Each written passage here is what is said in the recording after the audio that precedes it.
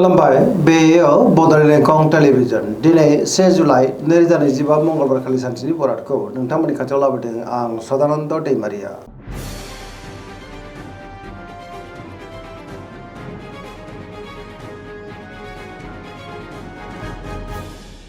सिगां फरायनो लादों मेष राशि गिबि हांखो अ ल दिनैनि साना जोबोर मोजां गोसोखौ दिनै जोबोर गोजोननाय मोनगोन सोरजोंबा बाख्नायजानोबो हागौ बहाबा दावबायनो एबा हान्थिनो खाबु मोननो हागौ आरो मोजाङैनो हान्थिनोबो हागोन सुथुरखौ दिनै गोरलैयैनो फेजेननोबो हागोन बयजोंबो गोरोबनो रोंगोन मावनो लानाय खामानिफ्रा गोरलैयैनो मावफुंजानो हागौ गोसोनि साननायफ्रा दिनै मोगथाङाव जाफुंगोन देहाया दिनै मोजाङैनो थागोन बहानिफ्रायबा हरखाबै मोजां खौरांबो मोननो हागौ रांखावरियाव दिनै जोबोर मोजां होनजायो बेफार फालांगियाव दिनै जोबोर मोजां मुलाम्फा मोननो हागोन आयाबो बांनो हागौ देहाया मोजाङैनो थागोन गोसोनि साननायफ्रा मोगथाङाव जाफुंनोबो हागौ नखराव बिसि फिसायनि गेजेराव अननानै फैगोन बिदा फंबायनिफ्राय थोजासे हेफाजाबखौ मोननो हागौ पजिटिभ एनार्जिनि गोहोम गोग्लैगोन धोरोमारि बिथिङावबो गोसो दुंखांनो हागौ फरायसाफ्रा दिनै फरायनायाव गोसो दुंखांगोन आरो मोजां फिथाइ मोनगोन लाइमोनफ्रा गावबा गावनि गोसोनि साननायफोरखौ दिनै फोरमायलायनोबो हागोन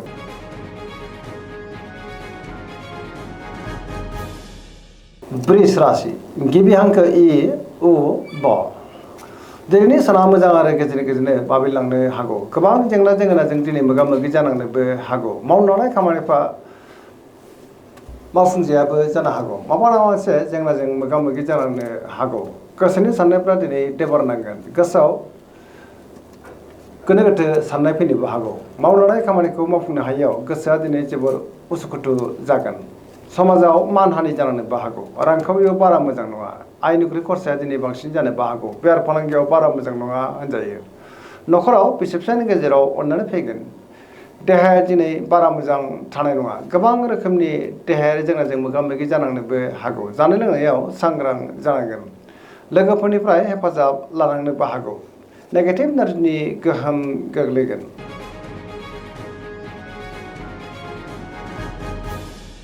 मिथुन राशि गिबि हांखो क स दिनैनि साना जोबोर मोजां पजिटिभ एनार्जिनि गोहोम गोग्लैगोन मोनफ्रोमबो बिथिङावनो दिनै जाफुंसारनो हागौ गियाननि आंखाल जानाय नङा सोरजोंबा बाख्नायजानोबो हागौ देहाया दिनै मोजाङैनो थागोन अब्लाबो नाथाय जानाय लोंनायाव सांग्रां जानांगोन रांखावरियाव जोबोर मोजां होनजायो बेफार फालांगियाव दिनै जोबोर मोजां मुलाम्फा मोननो हागौ नखराव बिसि फिसायनि गेजेराव अननानै फैगोन सोरबा लोगोनिफ्राय हरखाबै मोजां खौरांबो फैनो हागौ गोसोनि बोलोआ बांगोन मावलांनाय खामानिखौ गोरलैयैनो मावफुंनो हानानै गोसोआ दिनै जोबोर खुसि जागोन सोरबा लोगोनिफ्राय थोजासे हेफाजाब मोननो हागौ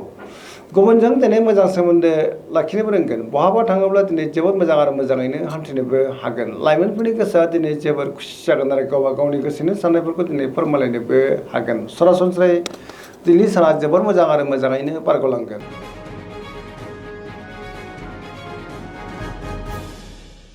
कर्कट राशि गिबि हांखो ड ह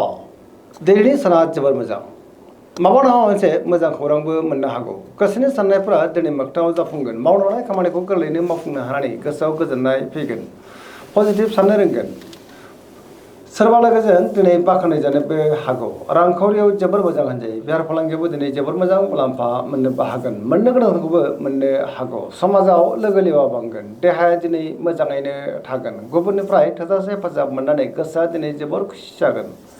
सोरजोंबा दिनै बाख्नायजानोबो हागौ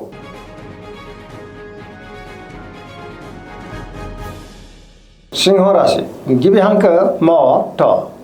दिनैनि साना मोजां आरो गाज्रिनि गेजेरजों बाबेनलांनो हागौ गोसोआव गोनो गोथो साननायबो फैनो हागौ गावनि गोसोनि साननायफोरखौ दिनै गुबुननो फोरमायनो गोब्राब जागोन माबा मोनसे जेंनाजों दिनै मोगा मोगि जानांनोबो हागौ मावनो लानाय खामानिखौ मावफुंनो हायैयाव गोसोआ दिनै जोबोर उसुखुथु जानोबो हागौ सोरबा लोगोनिफ्राय हरखाबै गाज्रि खौरांबो फैनो हागौ बहाबा दावबायोब्ला लामा सामायाव सांग्रां जानांगोन रांखावरियाव मोजां होनजायो अब्लाबो नाथाय खरसाया बांनो हागौ बेफार फालांगियाव मोजां मुलाम्फा मोननो हागोन नखराव बिसि फिसायनि गेजेराव अननानै फैगोन समाजाव मान मोनगोन गुबुननि गोसोखौ बोनो नाथाय गोब्राब जानोबो हागौ देहाया दिनै बारा मोजां थानाय नङा गोबां रोखोमनि देहायारि जेंनाजों मोगा मोगि जानानैबो हागौ जानाय लोंनायाव सांग्रां जानांगोन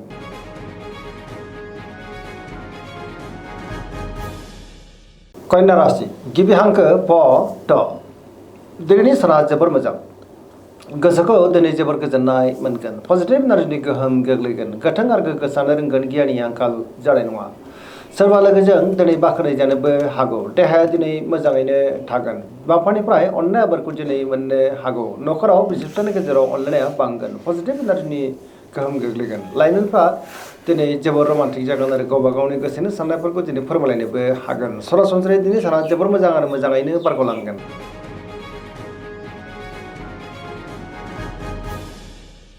तुला राशि गिबि हांखो र ट दिनैनि साना जोबोर मोजां मावनो लानाय खामानिखौ थि समावनो आरो गोरलैयैनो मावफुंनो हानानै गोसोआ दिनै जोबोर खुसि जागोन देहाया दिनै मोजाङैनो थागोन रांखावरियाव मोजां बेफार फालांगियाव मोजां होनजायो न'खराव बिसि-फिसायनि गेजेराव अनलायनाय फैगोन बिदा-फंबायनिफ्राय हेफाजाबखौ मोननो हागोन गुबुननि थाखाय दिनै गोबां मोजां खामानि मावनानै होनोबो हागोन रांखावरियाव मोजां होनजायो बेफार फालांगियाव दिनै जोबोर मोजां मुलाम्फा मोनगोन मोननो गोनांखौबो मोननो हागौ गोदान थांखि लानो रोंगोन सेंग्रा सिख्लाफोरनि गोसोआ दिनै जोबोर खुसि जागोन आरो गावबा गावनि गोसोनि साननायफोरखौ दिनै फोरमायलायनोबो हागोन पजिटिभ एनार्जिनि गोहोम गोग्लैगोन सरासनस्रायै दिनैनि साना जोबोर मोजां आरो मोजाङैनो बारग'लांगोन।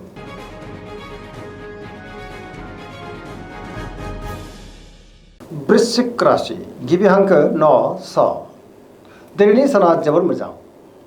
समाजाव गोबां मान मोनगोन गुबुननि थाखाय गोबां मोजां खामानि मावनानै होनोबो हागोन पजिटिभ एनार्जिनि गोहोम गोग्लैगोन पजिटिभ साननो रोंगोन गियाननि आंखाल जानाय नङा समाजाव बयजोंबो मान होजागोन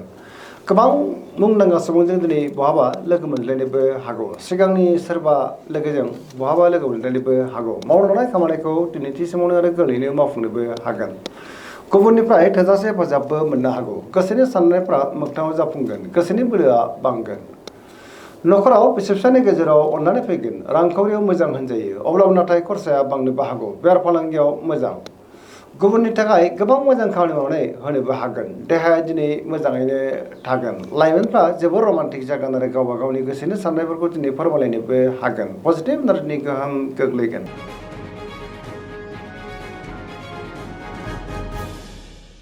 धनु राशि गिबि हांखो ढ फ भ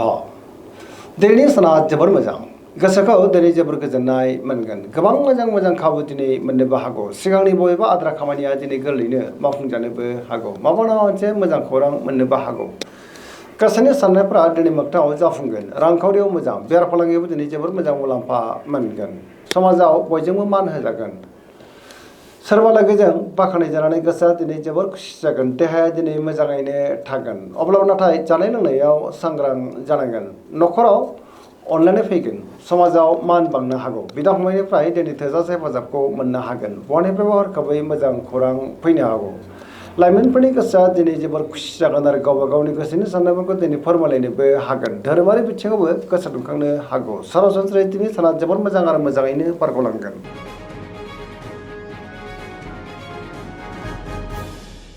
मकर राशि गिबि हांखो ख ज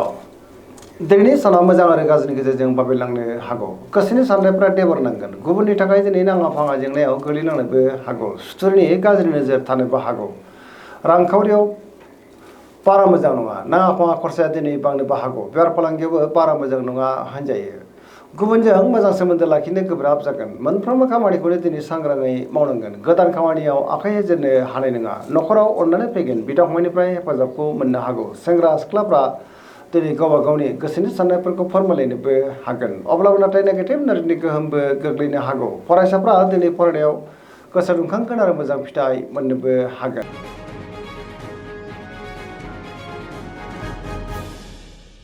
कुम्भ राशि गिबि हांखो ग स दिनैनि साना मोजां आरो गाज्रिनि गेजेरजोंनो बाबेलांनो हागौ गोसोखौ गोनो गोथो मोनगोन गुबुननि थाखाय नाङा फाङा जेंनायाव गोग्लैनांनोबो हागौ मावनो लानाय खामानिखौ मावफुंनो थांनायाव माबा नङा मोनसे हेंथा फैनोबो हागौ गुबुनजों मोजां सोमोन्दो लाखिनो दिनै गोब्राब जागोन बहानिफ्रायबा हरखाबै गाज्रि खौरांबो फैनो हागौ देहाया दिनै मोजाङैनो थागोन अब्लाबो नाथाय जानाय लोंनायाव सांग्रां जानांगोन न'खराव बिसि-फिसायनि गेजेराव अननानै फैगोन बिदा-फंबायनिफ्राय हेफाजाबखौ मोननो हागोन अब्लाबो नाथाय नेगेटिभ एनार्जिनि गोहोम गोग्लैनोबो हागौ बहाबा दावबायोब्ला दिनै लामा सामायाव सांग्रां जानांगोन।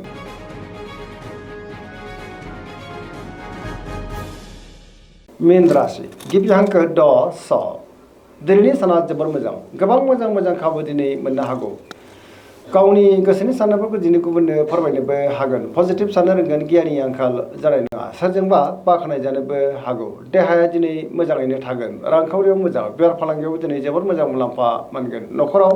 बिसि फिसायनि गेजेराव अनलायनाय फैगोन सोरजोंबा बाख्नाय जानोबो हागौ लाइमोनफोरनि गोसोआ दिनै जोबोर खुसि जागोन आरो गावबा गावनि गोसोनि साननायफोरखौ दिनै फोरमायलायनोबो हागोन फरायसाफ्रा दिनै फरायनायाव गोसो दुंखांगोन आरो मोजां फिथाइ मोननोबो हागोन धोरोमारि बिथिङावबो दिनै गोसो दुंखांनो हागौ सरासनस्रायै दिनैनि साना जोबोर मोजां आरो मोजाङैनो बारग'लांगोन दिनैनि